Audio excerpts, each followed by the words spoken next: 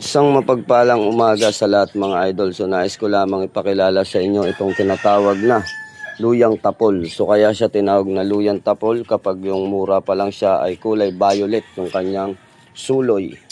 Maging dito sa baba yung mga suloy niya rito para tumubo ay kulay violet doon. So saan nga ba gamit ang luyang tapol? Sa mga hindi po nakakaalam, ito ay napakabisa na pangtanggal po ng pangalis ng mga bisa o mga sakit mula sa kulam, barang, tigal po at palipad hangin. So hindi talaga siya naglalaman. Yung iba nagtataka. So ito makikita ninyo dito mamula-mula na medyo may pagka-violet. Yung ugat niya na kulay violet o mamula-mula, yun po ang kinukuha para ilaga o ilagay sa langis na panggamutan. O panghaplos ninyo o pambanyos na tinatawag. Yun po ay inilalagay sa langis o kaya naman ito ay inilalaga natin upang inumin ng mga taong may karamdaman ng gawa ng sakit ng kulam at barang. So siya ay nag-aalis ng mga sakit ng gawa ng kulam at barang at nagbabaklas din siya ng mga negatibo at kamalasan sa ating katawan. At alam nyo ba, karagdagan, na kapag ka ito ay inilagay mo sa harapan ng inyong bahay, kagaya ng setup ko, ito yung pintuan, ito naman yung luyang tapol, at ayan naman yung gate. So dito sa harapan, sa pambungad ng inyong bahay, alam nyo ba na ito ay nag-aalis ng mga negatibo, kamalasan, at anumang uri ng hindi magandang enerhiya sa ating kapaligiran. So siya ay pampaswerte rin sa ating mga negosyo, sa pagpasok ng pera, at maayos na transaksyon sa mga negosyo. So mainam siya kung meron kang tanim. Ito ay isang uri ng pampaswerte. Kaya tinatawag po nila itong luya na to ay all around use.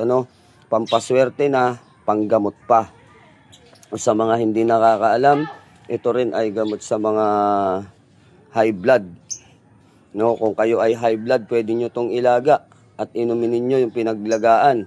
Sa mga kinukulam at binabarang, pwede nyo rin siyang ilaga at inumin yung tubig na pinagbabaran.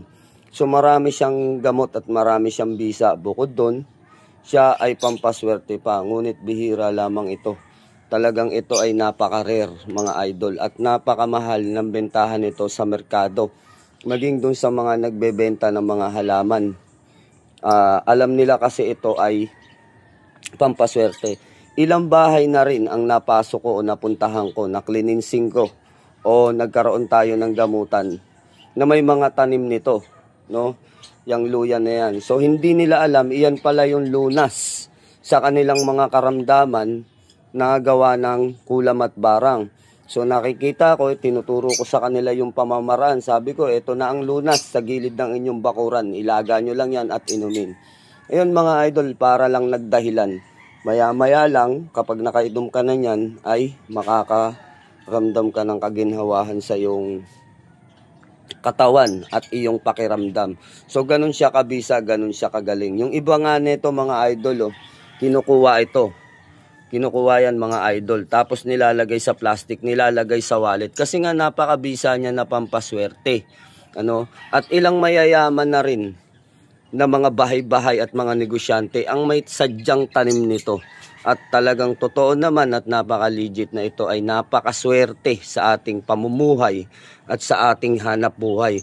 Kaya sa mga naghahanap ng mga pampaswerte ng parang ilalagay nila outdoor, isa sa mairirekomenda ko ito sa inyo na maghanap kayo nito at itanim ninyo. Bukod sa pampaswerte na, lunas na gamot pa laban sa mga kulam at barang. So, iyon, isang mapagpalang umaga sa inyo. Nawa ay nakapaghandog na naman ako ng ilang munting kaalaman sa mga herbal na panggagamutan. So, God bless you more mga idol.